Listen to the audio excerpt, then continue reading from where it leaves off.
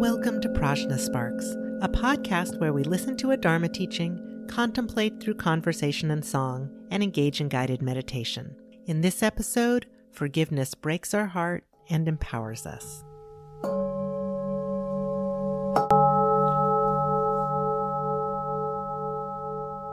As we start a new year, often we think of out with the old, in with the new, restarting or reinvigorating our days and our lives, our perspective going forward. It's a wonderful ritual that can be a part of secular life as well as spiritual life, a way of setting things aside and moving forward with a clean slate.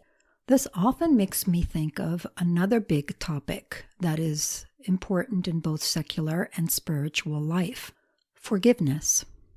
Today I thought I'd look at forgiveness and see how that plays out in Buddhist practice. The word for forgiveness in Tibetan is Zopa. Zopa is actually one of my favorite Tibetan words because it means so much. Zopa relates to forgiveness, but also means patience. Actually, Zopa is most often translated as patience. That's one of the energetic streams in the word. It also means forbearance or endurance. That property of solidity, like a mountain, grounded in something larger that is able to transcend. For all these reasons, I like to translate Zopa as magnanimity. It covers all of these incredible qualities and virtues. Magnanimity may be even more resonant individually when we speak of the strand of Zopa that means forgiveness. Forgiveness and the practice of forgiveness is a natural result of the Buddhist focus on nonviolence. Nonviolence towards our own mind and nonviolence towards others as well. That focus on nonviolence is also one that recognizes the power of habitual tendencies, the power of emptiness, which in everyday life often plays out as there being many different sides to a single story. So how is forgiveness magnanimous? Basically, the Buddhist view of forgiveness is magnanimous because of what forgiveness is not. It's not about holding on to your view of what happened as the only story. It's not about denying the pain that your view of what happened causes. Nor is it about letting someone else off the hook. It's about letting ourselves off the hook of our stories, our habits, our pain, off the hook of playing an endless loop of pain that drowns out the beauty, the love, the potential, and yes, the heartbreak of all experience. It drowns out the fullness of the emptiness by focusing on the pain that the past didn't happen just the way we wanted it to. From that perspective, we could say forgiveness is what allows us to make peace with a past that didn't fulfill our fondest hopes. And it isn't going to. For a small reason or an enormous one, it's not going to change. It didn't fulfill our fondest hopes. Forgiveness is the practice of making peace with that. Forgiveness frees us to engage the beautiful and the terrible as it is, to let go of grudges and hurts and grievances, any number of big or small pains that keep us from our fullest manifestation. It clears our eyes to the fact that while we cannot control things exactly, even how we feel, we are nevertheless the prime mover in how we feel. Forgiveness is empowering. It empowers us to take the reins of our life, to bear, which is another aspect of Zopa, a special kind of heartbreak, the shared heartbreak of all beings, of lacking full control to make things as we wish, of being at times overpowered by our past actions, by habit, by interconnections that go awry, by that underlying vulnerability that undercuts our highest aspirations for ourselves and others. This is why forgiveness is so magnanimous. It holds ourselves and others with incredible tenderness, recognizing the vulnerability in all of our lives. So how do we do it? From a Buddhist standpoint, all practice is about one thing: undercutting self-importance, all the way up to the painfully limiting belief that we are a separate, monolithic, lasting self. So as Buddhists, we will practice with deep breathing and rest to calm the mind, with letting go of storylines that work a recurring violence on our mind, with refocusing our view on potentiality and on what is positive in all our experience. Simply put, we work with rewiring our mind to purify negative habits and reinforce positive ones.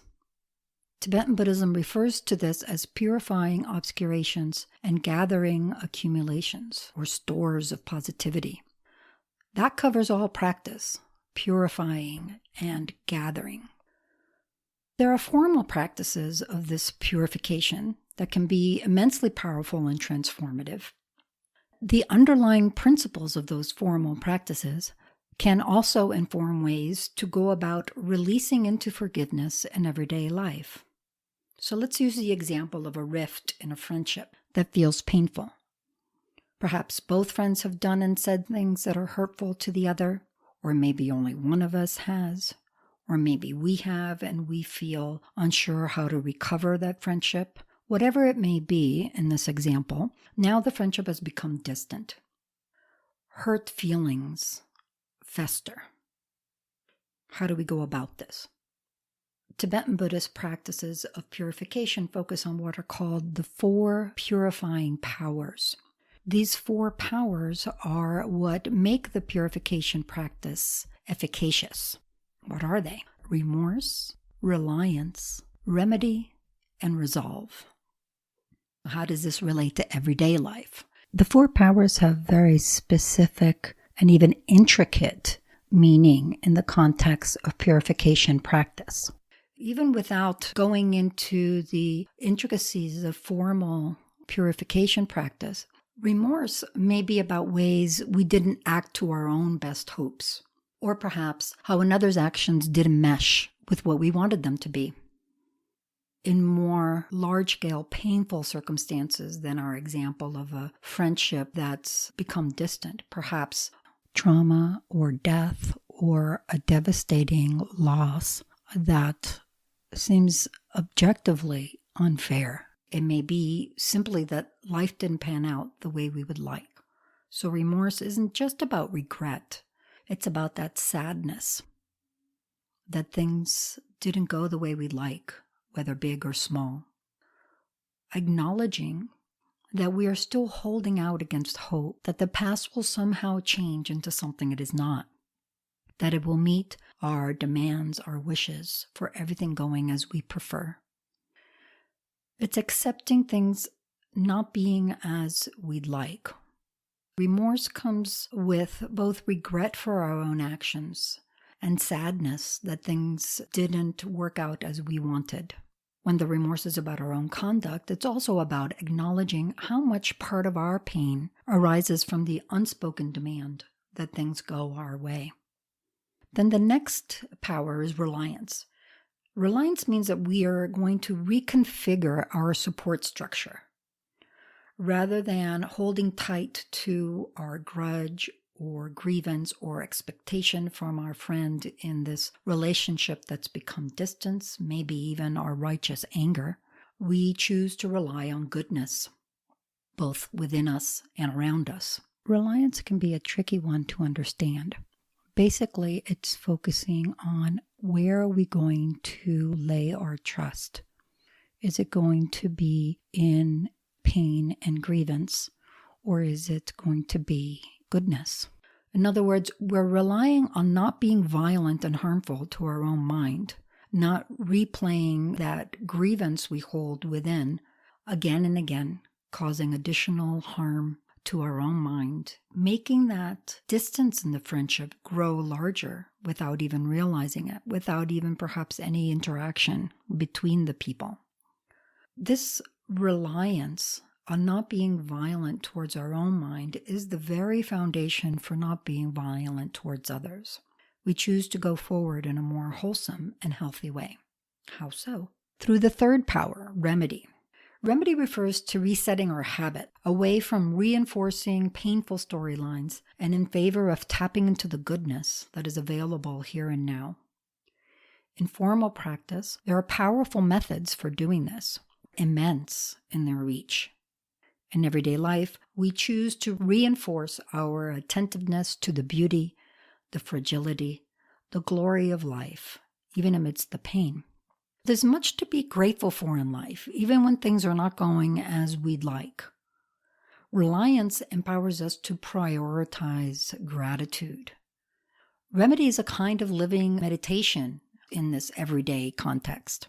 Indeed, even formal meditation is in part about strengthening the power to choose, place, and remain with a wholesome object of attention.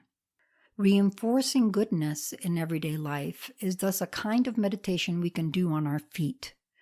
We place our reliance in that gratitude for goodness rather than replaying continued pain. Remedy is talking about a technique, so it differs substantially in formal practice and in everyday life. Then comes the next power, resolve. Resolve is the power that seals the previous three powers. It means being committed to a new way of being, a new way of going forward, to not falling back. Of course, this doesn't mean that we don't make mistakes or take steps back sometimes. That's going to happen. What it means is that we resolve, we commit to get up and keep moving forward even when we step back. We resolve to continue to open to new ways of being in line with wholesome and healthy conditions for our own mind. These factors are very much about us, our mind, our view, our purification. They work when we have acted unskillfully ourselves, when we are in pain because of how we perceive others' actions, or when we suffer due to loss that seems objectively unfair. They purify the view we bring to the world and necessarily how we interpret what comes from there. This is a cornerstone of Buddhist practice. Buddhist practice is very much focused on our attitudes, acknowledging our role in our own experience. By purifying and realigning our view, our attitude, through meditation on and off the cushion, the conduct that naturally flows from that tenderly cultivated attitude. That is forgiveness. That is magnanimous, both to ourselves and others.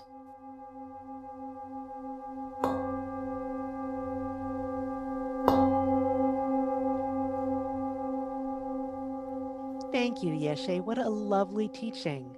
I really appreciate the tenderness and kindness of this perspective on forgiveness. I looked up magnanimous in the Merriam-Webster dictionary. And Oh, you know how I love driving people to the dictionary. I know. I thought, well, it's great when you translate things from Tibetan into words in English that not everyone knows the meaning of. So Exactly. I decided to help everyone, including myself, out and make sure that I really got what this word means. So the definition that I found was loftiness of spirit, enabling one to bear trouble calmly, to disdain meanness and pettiness, and to display a noble generosity. I love the noble generosity. I thought that was so fitting. And I think that this generosity of spirit is such a treasured aspiration. And at the same time, it's hard for people to do that. So I want to talk about a couple of things that are challenging for people, I think, in terms of that forgiveness piece and that generosity piece. Fabulous. Good. So the first question that I have is really about whether there are situations where fault needs to be assigned or accepted in a way. That sometimes people are concerned that if blame is not placed and somebody does not accept that blame, then they're likely to continue to do that behavior or do it again in the future, that it can be dangerous not to hold someone accountable for their actions. So what would you say about that? You said a couple of words there that really are the key to this question. From a Buddhist standpoint, you don't blame. You just don't. But that's very different than whether you hold yourself or others accountable.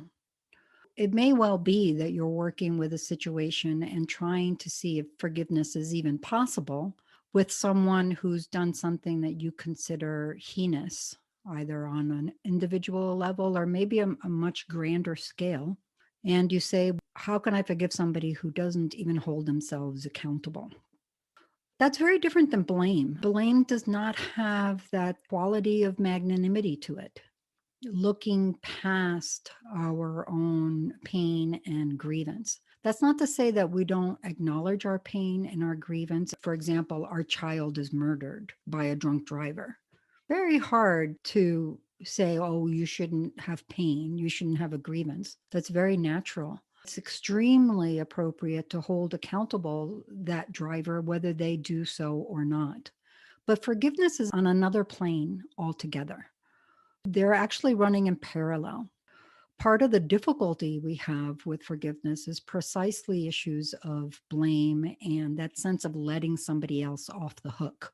We're not letting the drunk driver off the hook in this perspective of forgiveness. Remember, this perspective of forgiveness is really about letting ourselves off the hook, keeping ourselves out of that place where we're basically giving over our tranquility, our peace of mind to someone who won't perhaps even hold themselves accountable. How is that actually going to conduce to our own happiness or changing circumstances? It won't. This perspective of forgiveness is very much a Buddhist one in the sense that it's working with our own attitude, our own mindset, aimed at ensuring that we are cultivating a mindset that has more flowers than weeds. That is very helpful. And it's also a very different perspective than I feel like we hear sometimes. Often forgiveness is somehow connected to whether or not the same thing is going to happen again. And I hear you talk about letting ourselves off the hook. And it sounds like that's both if we would consider someone else or ourselves to be sort of at primary fault for something occurring or something not going as we hoped. Is there any distinction between how we might work with that if we feel like something was our own fault or something that we primarily brought about versus if we feel like someone else primarily brought that about? To be clear, there isn't only one way to work with forgiveness in Buddhist practice.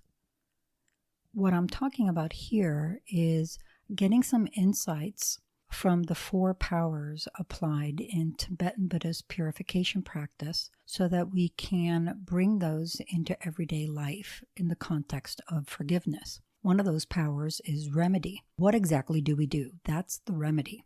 The remedy itself relies on something. That's reliance. What is it we're relying on? From a Buddhist standpoint, the remedy has to rely on goodness. The positivity in our own mind, that is the mind's nature, and that we can find around us if we are willing to open to it. There are many different kinds of remedy that can be used. What I'm going to be talking about here is elaborated on in Fred Luskin's book called Forgive for Good. I can't recommend the book too highly. I use it frequently in spiritual counseling with various individuals, and it's quite helpful. What I like about it is that it has a framework of techniques that are very Buddhist in flavor and style. The techniques are applicable whether it's something that you need to forgive yourself about or something you're forgiving someone else about, even extremely devastating loss. For example, women, Catholic and Protestant in Northern Ireland, lost their sons to the political violence. The point of working on this from the Buddhist angle to brighten our attitude around whatever happened is not just so that we feel better. That's definitely part of what happens. But also that attitude informs conduct that's in line with that brighter attitude, an attitude that's more at peace. One way of thinking about it is that when it's something that somebody else did, even if it's something as horrible as the drunk driver killing someone we love, part of our pain is this sort of unenforceable rule. It's another way of thinking about it in this context. We have this idea of, I will live my life and a drunk driver will not kill my child. That's a wonderful aspiration. Everybody would agree with you, and it's entirely unenforceable. There's no way to ensure that will happen. That's part of our lack of control, that underlying vulnerability that all beings have to some kind of pain. The attitude of forgiveness in this perspective is meant to lighten our load of trying to get life and somebody else and even ourselves to fulfill all of these unenforceable rules, which most of the time we haven't even noticed we've got. But we do. Somewhere in our mind, there's a long list of unenforceable rules posted. And we have a great checklist of who's meeting and who's not meeting those rules, including ourselves. How is it different when it's our own quote unquote violation? Or you might say in a more gentle way, our own conduct that has not met our highest aspirations for ourselves as opposed to someone else's. If it's something that someone else has done, and they won't take accountability for it.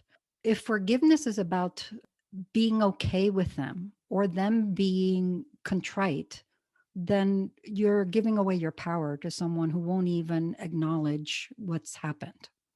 It brings that back to what's within our purview, what we can do to improve our mindset, our life. Maybe the example we talked about earlier of a friendship that's gone awry. Sometimes it's entangled. It's hard to know who did what, or you do one thing without any particularly bad intention, but somebody else misinterprets it and back and forth. Not so helpful to start saying, well, it's because of what they did, it's because of what I did. Nevertheless, if it's something like I acted in a way that hurt my friend, even though I didn't mean to, we can certainly take steps to purify our own conduct, either in more informal ways, as we talked about in the talk, or if you have an active Buddhist practice, there are formal meditation practices that involve prayer and visualization and mantra recitation that really accentuate that purification. We can't purify somebody else's conduct. That's part of why this framework for forgiveness is more aimed at what we can do. But when it is in our hands, of course, there's a lot more we can do in addition to what we would do to forgive the past for not meeting our unenforceable rules.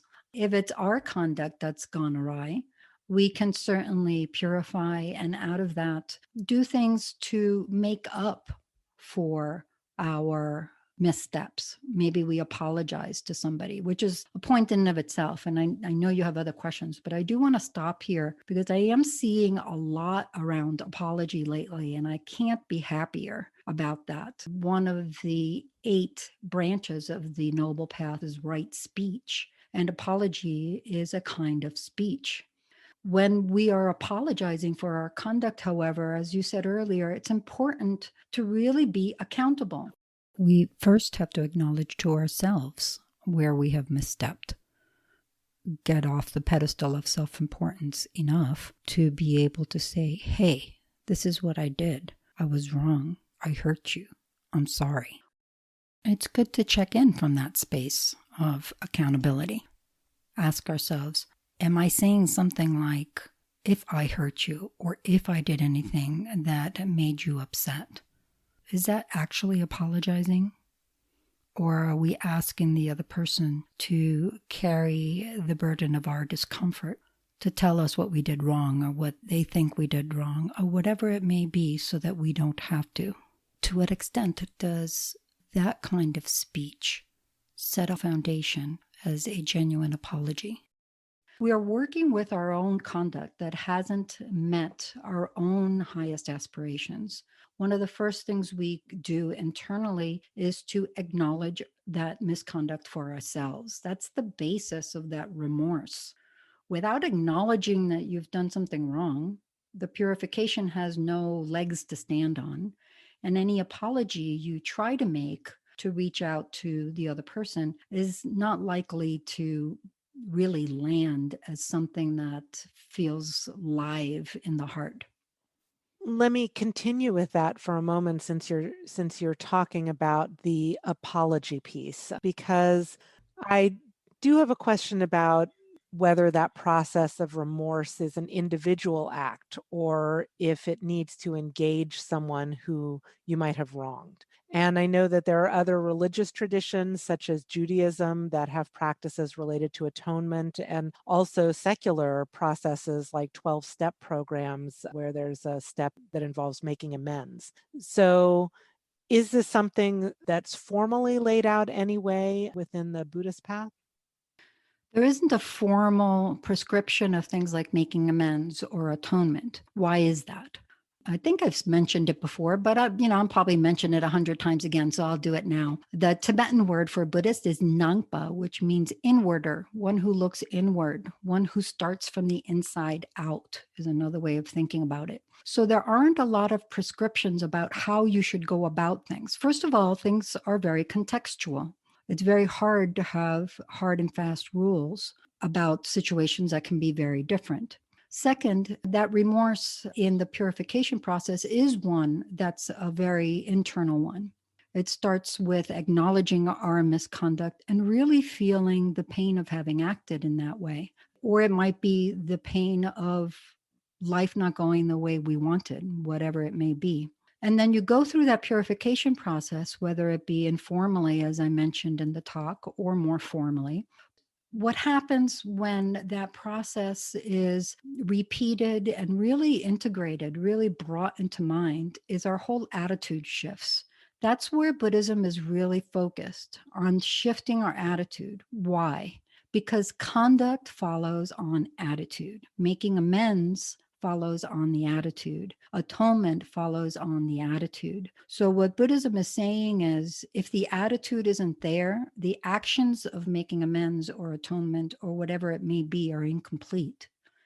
They're not everything they could be. An apology, any kind of expression that isn't coupled with an internal attitude in line with the words or the action is just not complete. It's not as forceful. And more often than not, even if the other individual involved couldn't say why, something doesn't feel quite right. From a Buddhist standpoint, we work with the attitude. If the attitude is there, there is no question that the making amends, the atonement, the remorse, the paying forward will happen. From the attitude, conduct in accord with that will naturally follow. There's no way to stop it. I really appreciate that way of thinking about the process inwardly versus the outward manifestation of that. I had an experience actually just this week where I had a rocky conversation with somebody. And then shortly after that, I started a cloister. And so I spent a lot of time reflecting on it inwardly and felt very bad about my part in that conversation and my conduct in that conversation. And as soon as I was done with the cloister, I reached out to that person and I apologized. And they were completely ready to tell me all the reasons that my behavior was problematic. And Wonderful. and they did, but I could actually just accept that. I did Yes. not feel defensive in the least. And I think honestly, if we had had that conversation immediately after the Rocky one, it would have been harder for me to have my defenses completely down. And so I had really spent a lot of time inwardly reflecting and working with that. And so I think that there's a real benefit to not skimming over that inward part and just sort of reflexively doing an apology, or, reflexively sort of saying, okay, well, we need to deal with this and we need to atone or make amends or whatever, but to really spend that time and practice working with it. That's exactly right. And we all know situations where something that seemed pretty minor at first just keeps snowballing. And part of it is that if, for example, you didn't take your time inward before you talked to this other person, then maybe rather than feeling like, well, she's going to be ready to hear this and telling you what they thought, they would hold a grudge, or they would tell you what they thought, but from a very different standpoint. Mm-hmm. And then it goes back and forth, and then your feelings get hurt. Instead of becoming a seed for more understanding and communication, it becomes a seed for more storylines. Each Mm-hmm. person is now going off in different directions, and those stories get larger and larger. A lot of the work around forgiveness really looks at what stories we're holding. Not to say that, for example, the parent of the child killed by the drunk driver, to use that extreme example, is going to have a story that's going to change a great deal over time, but that those stories will really limit our understanding of our own reality. And there's a really good place to start when we want to look at those unenforceable rules and whether there's something that we can do to loosen our hold on how we wanted things to be. Mm-hmm. So I want to get back to that piece that we were talking about earlier, where if it's somebody else's conduct that we are working on forgiving, we often say forgive and forget. That's a phrase we use a lot. And I'm wondering, does forgiving mean forgetting? It seems like when it's our own behavior, in some ways it means not forgetting. It means working with it, uh, but I don't know, maybe so that we can let it go eventually.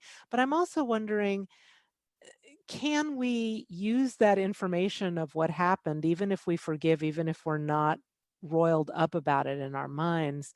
Can we change our behavior with that person or our relationship to them? Is that consistent with the Buddhist perspective on forgiveness? Oh, yes, it certainly is. I don't know that forgive and forget is necessarily something that falls in line with this particular attitude as I see it.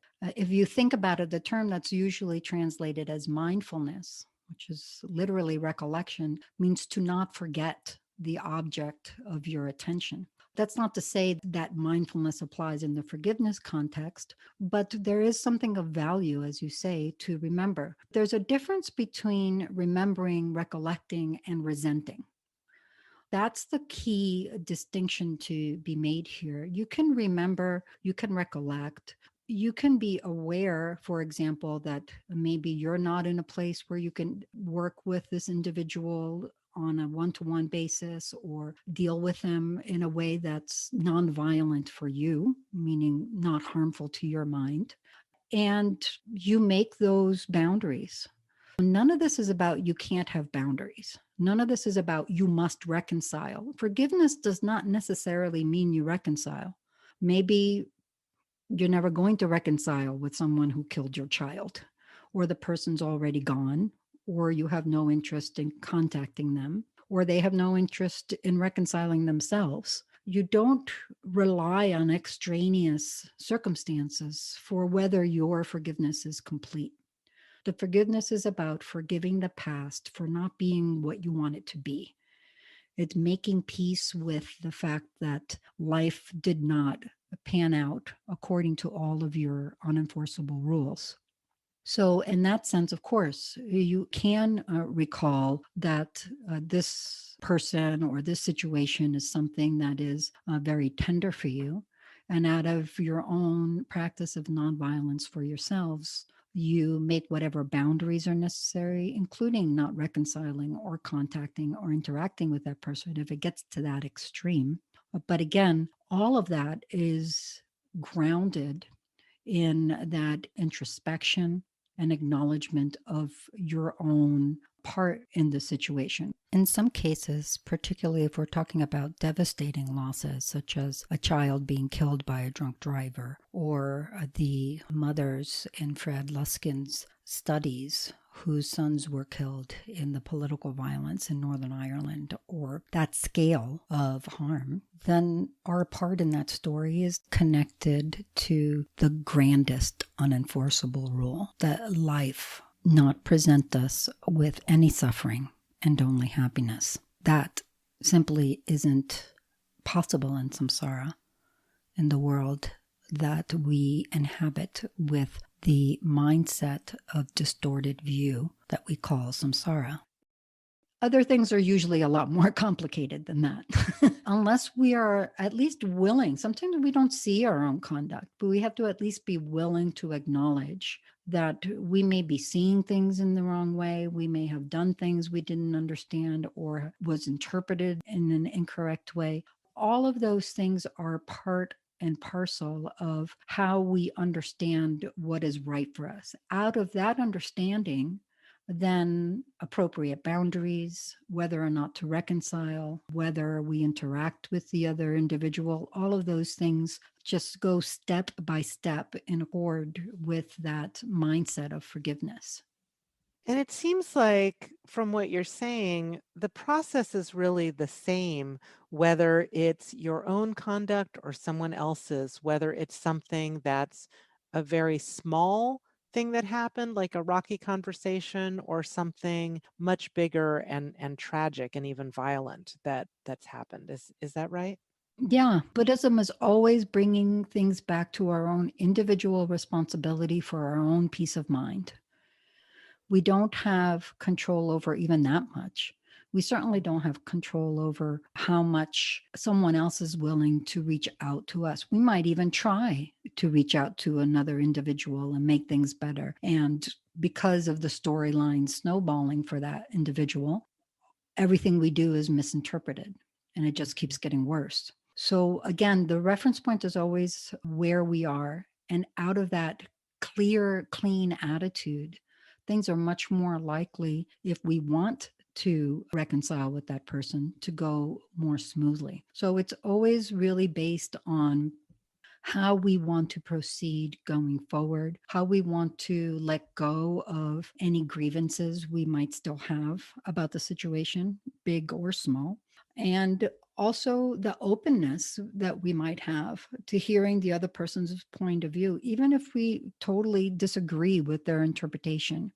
If we are in a conversation like you are, discussing what happened or what could have happened, how open are we to hearing the other person's point of view? It sounded like in your example, you were quite open to that. If you weren't, that would have been a very different circumstance and it would have just moved things one step farther in the direction away from each other. So, yeah, there isn't a whole lot of difference between whether the situation you're working with is something that you did yourself or that someone else actually was engaged in. Because from a Buddhist perspective, everything has a subjective element that defines it. So something can happen, but it only happens in the particular way I experience it in my mind. We know this. 10 witnesses on the street corner see an accident happen, and you have 10 different versions of what went on there. That doesn't mean that there wasn't an accident, but that everything we experience is necessarily 100% colored by our own subjectivity. And it seems like the focus is not as much about assigning blame for that. And I feel like in our litigious society, we tend to focus more on fairness and blame in terms of who should actually take some action to resolve it. So this is a very different kind of process. And I sometimes call this emotional socialism, from each according to their ability to each according to their needs, so that you go through this process of forgiveness not because of who is to blame or what's fair, but because this is your aspiration to work on forgiveness. Yes, in many ways you could say there isn't like a separate set of practices that are aimed for forgiveness. They're very much a part and parcel of all practice. So I was talking about things like having a peaceful and restful mind, having an open heart. Those aren't exclusive to forgiveness. You do that because, like all things, forgiveness in a Buddhist view is about cultivating the mind that is a cause for positive results that you truly want for yourself and others. This is just part and parcel of a lifestyle. It's another thing about Buddhism that His Holiness Dalai Lama likes to say is that Buddhism is more a science of mind than a religion.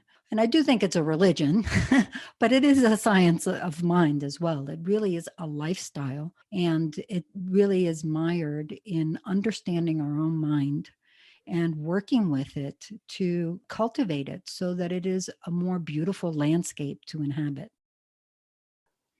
What you're talking about reminds me of Pema Chodron talking about taking off your armor. Oh, yeah. We talked in one of the episodes recently about how everyone thinks of Buddhists as sort of like tiptoeing through the tulips and like levitating and having this lovely soft life. Buddhist practice is challenging, and this is one of the ways it's most challenging.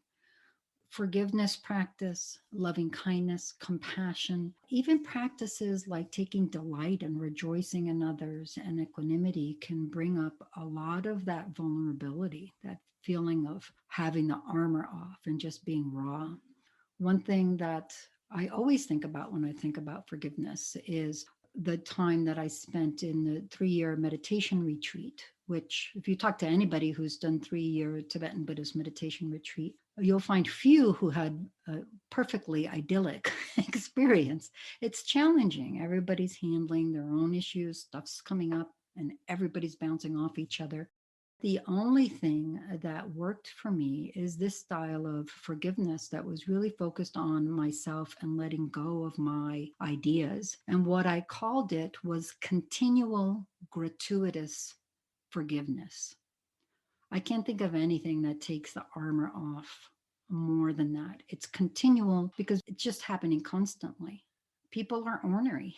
Life is not everything we'd like it to be. So this process of forgiving in the sense of making peace with things not being as you like and welcoming what you can of it happens continually. It's gratuitous because more often than not, people won't ask for forgiveness or even think they need to. Life never asks for forgiveness. So it's gratuitous in that you give it freely. And it's that sense, again, that works from the inside out. So, yeah, very raw, no armor, continual, and gratuitous. This has been Yeshe and Tania. Next, you'll hear Heather with a song, and then Zopa offering a guided meditation, and you'll hear Shivni on Tibetan singing bowls. Thank you for listening. May all beings benefit.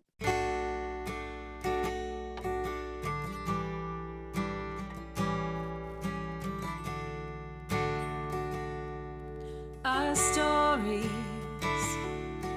are all that we can see. The rules we can't enforce. Vulnerability. It's a heartbreak. My heart breaks. Blaming does violence to mind. Fault is not the point. Letting go is kind and empowering. Empower me. Acknowledge the sadness. Stop replaying old grievances. Surely if we notice the goodness and we embrace it,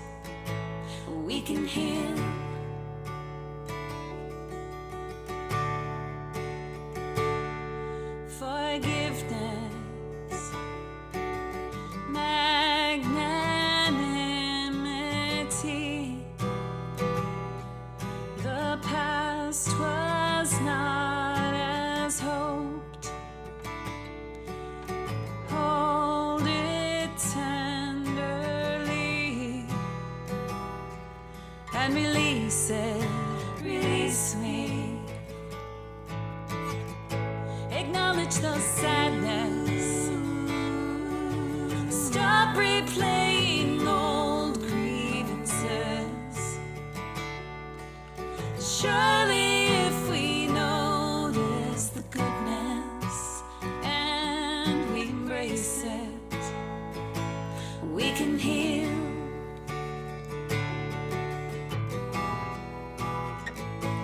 We can heal.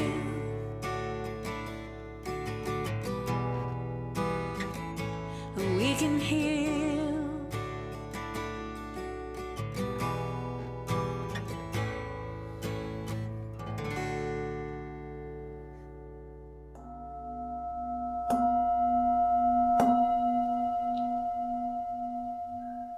Welcome, friends. Thank you for joining me here for this meditation.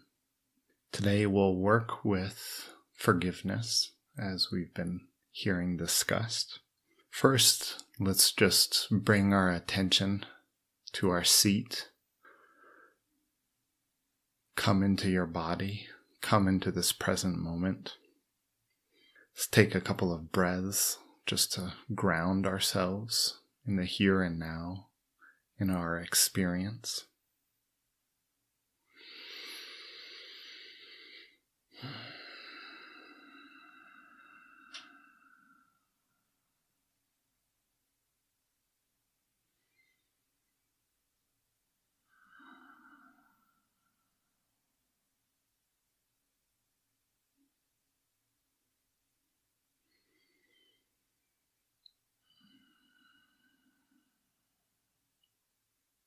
And in this grounding, connect with your intention.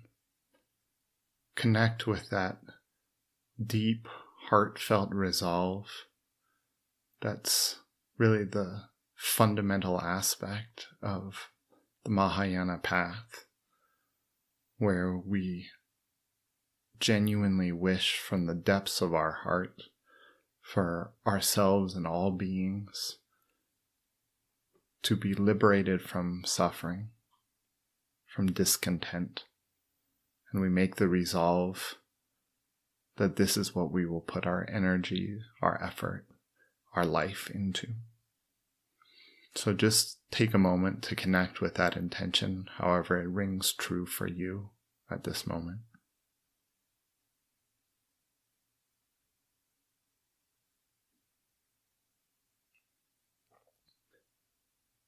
So today we'll work with forgiveness, and particularly this aspect of forgiveness as a way of really reclaiming our power, benefiting ourselves and others. Forgiveness as it frees us to engage with what is. And in this process, we'll work with it through practicing the 4 purifying powers that Lama Yeshe mentioned. So we'll practice the power of remedy, where we really reinforce our attentiveness, cultivate awareness, and bring its healing quality to whatever trouble we may be having. And as we practice the power of remedy, this in turn will take us experientially through the power of remorse, where we feel regret for any misconduct or negative action or hurt that we ourselves may have caused, as well as just allowing ourselves really to touch that sadness that things didn't go the way we wanted them to, that the past didn't live up to our highest expectations. It can be intimidating to touch into that sadness, but there's such a powerful mode of healing that occurs when we allow ourselves just to open to what is, to allow ourselves to see it clearly, to be with it clearly without trying to escape it.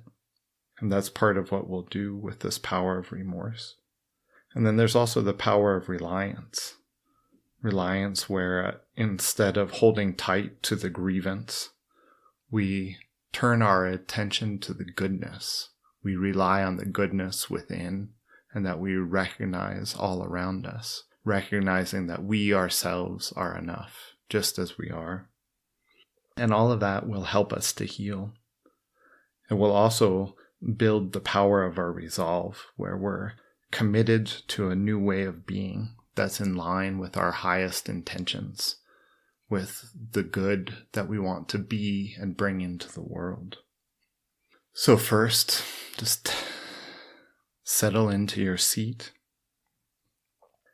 and begin by bringing to mind a hurt or a disappointment, a frustration that you may have experienced sometime when you were triggered by a person or an event.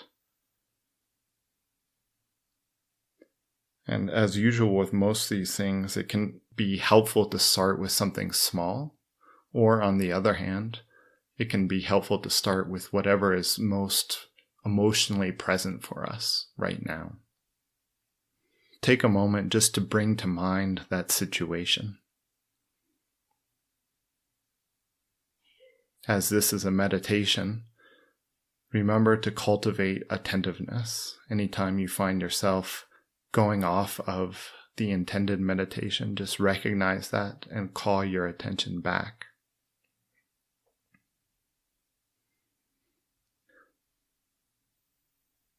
As you have this hurt or this frustration, this disappointment clearly in mind, turn your attention away from the storyline and examine when this happened. What did you experience in your body, emotionally, in your thoughts? Take a moment to connect with that.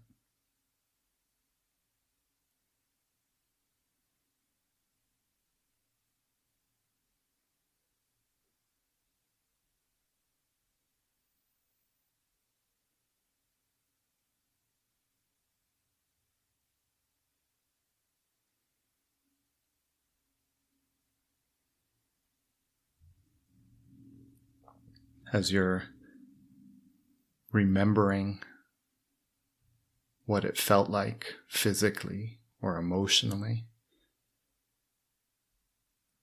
recognize how those feelings are present right now. Where do you sense them in the body? Where are you holding it?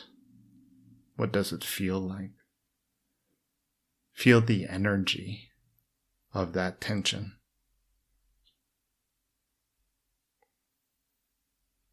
Allow the experience of the hurt, but also allow it to flow. Don't solidify and fixate on it. Become curious about your experience. Again, letting the storyline drop as much as you can, and feeling where you feel it in your body. What does the energy feel like?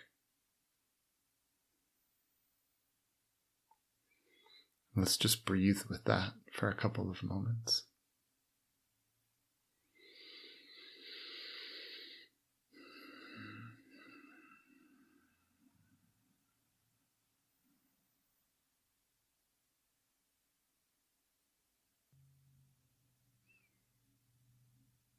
Now investigate. In this particular circumstance, what was I afraid of? What was I trying to protect?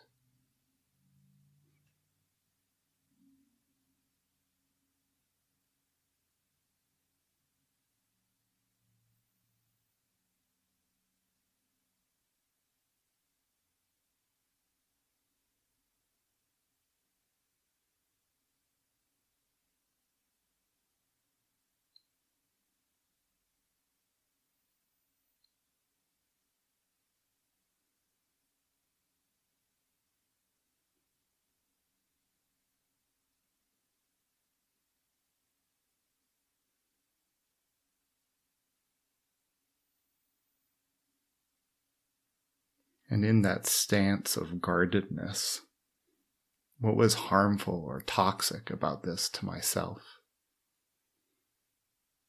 What was harmful or toxic about this to the other person that I was putting out there into the world?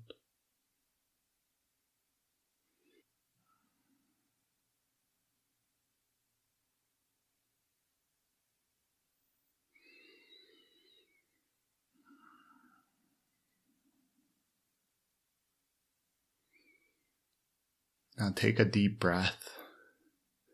Scan your body. Release any tension that you can, that you might feel. Feel it flow out of you with your breath.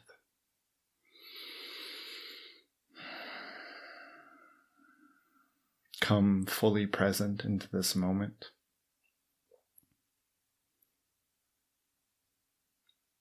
Bring your attention to your heart center. And there, visualize light and love. You can visualize it in the form of the Buddha sitting on a lotus in your heart center, or your spiritual master. Or if it feels better, you can just visualize it as a ball of radiant white light emanating, filling you completely, surrounding you with a sense of well-being. Breathe in and feel that.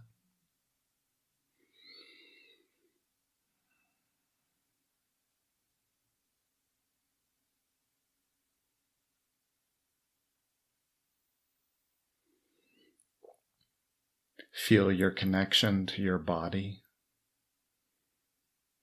to your heart,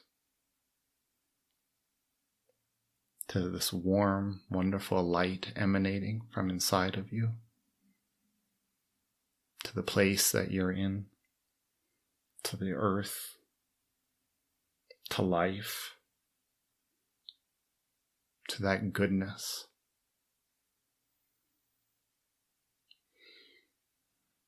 Don't just visualize it, feel it with all of your senses, with all of your body,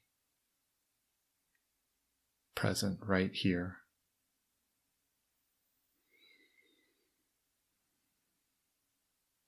And as you're in this place,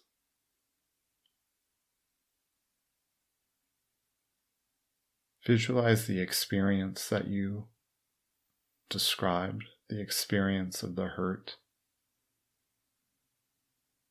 Experience it from this place of inner calm and well-being, where you recognize that you, in and of yourself, are enough.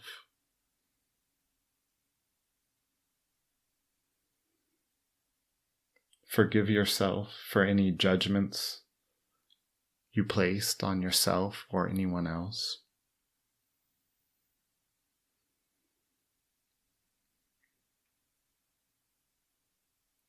Allow the tightness and the tension of that interaction that you've been carrying around to dissipate out, fully absorbed and melted in this light that's emanating brilliantly from your heart center,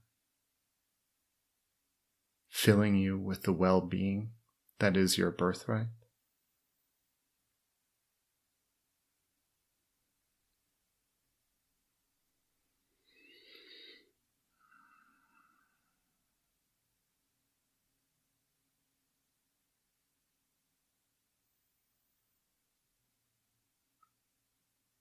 When you're ready,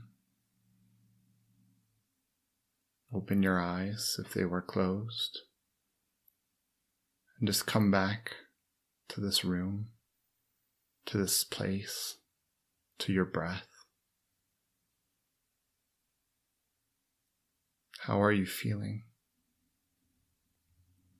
Pay attention to what's going on in your body, in your mind.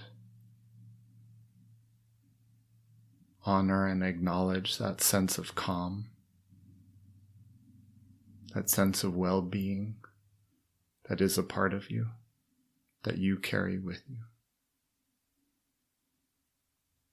finally, to close, give away any of the goodness that may have come of this meditation to all beings who are just like you, who have all that they need right there within their minds, hearts, and yet are tormented by the hurt, the pain, the vulnerability that we try to guard against. The deception that is samsaric mind. Wouldn't it be wonderful if all of them, ourselves included among them, could be free?